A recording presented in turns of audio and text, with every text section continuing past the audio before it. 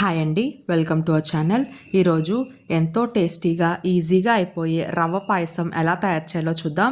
ఈ రెసిపీకి కావలసిన పదార్థాలు ఏంటో, తయారు చేసే విధానం ఏంటో చూసేద్దాం. కావలసిన పదార్థాలు: 1/2 కప్ బొంబాయి రవ్వ, 2 స్పూన్లు నెయ్యి, కొద్దిగా జీడిపప్పు, యాలకుల పొడి 1/2 టీ స్పూన్, పంచదార 1/2 కప్పు, కుంకుమ పువ్వు కొద్దిగా, పాలు 1/2 లీటర్. ముందుగా స్టవ్ ఆన్ చేసి ఒక గిన్నె పెట్టుకొని అందులో నెయ్యి వేసుకోండి. నెయ్యి హీట్ అయిన తర్వాత అందులోనే జీడిపప్పు వేసుకొని బాగా ఫ్రై చేసి పక్కన పెట్టుకోండి. జీడిపప్పు సిమ్లో మంచి కలర్ వచ్చేంత వరకు ఫ్రై చేసుకోవాలండి. జీడిపప్పుని పక్కకు పెట్టుకొని ఇప్పుడు అదే నెయ్యిలో రవ్వ వేసుకొని సిమ్లో పెట్టుకొని మంచిగా కలర్ వచ్చే పచ్చివాసన పోయేంత వరకు కలుపుతూ ఫ్రై చేసుకోవాలండి. రవ్వ ఫ్రై అవ్వడానికి మనకి 5 to 10 minutes పడుతుంది. రవ్వ బాగా ఫ్రై అయిన తర్వాత అందులో 1 కప్పు వాటర్ వేసుకొని రవ్వని మెత్తగా ఉడికించుకోవాలండి.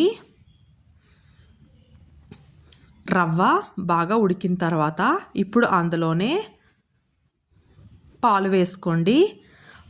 పాలు వేసుకొని ఉండలు లేకుండా ఒకసారి బాగా కలుపుకొని రవ్వని బాగా ఉడికించుకోవాలండి. బాగా కలుపుతూ చేసుకుంటే మనకి అందులో పాలల్లో రవ్వ అనేది ఉండలు లేకుండా కలిసిపోతుందండి.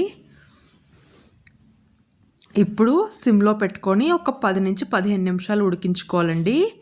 ఇప్పుడు అందులోనే పంచదార కూడా వేసుకోండి. మీరు స్వీట్ ఎక్కువ తినేటట్టయితే ఇంకొంచెం పంచదార వేసుకోవచ్చు. తక్కువ తినేటట్టయితే కొంచెం పంచదార తగ్గించుకోండి. ఇప్పుడు అందులోనే కుంకుమ పువ్వు ఇంకా యాలకుల పొడి వేసుకొని ఇంకొక 5 నుంచి 10 నిమిషాలు దగ్గరికి అయ్యేంత వరకు ఉడికించుకోవాలండి.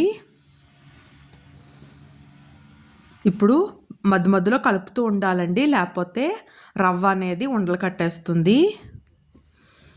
అలా కలుపుతూ బాగా దగ్గరికి అయిన తర్వాత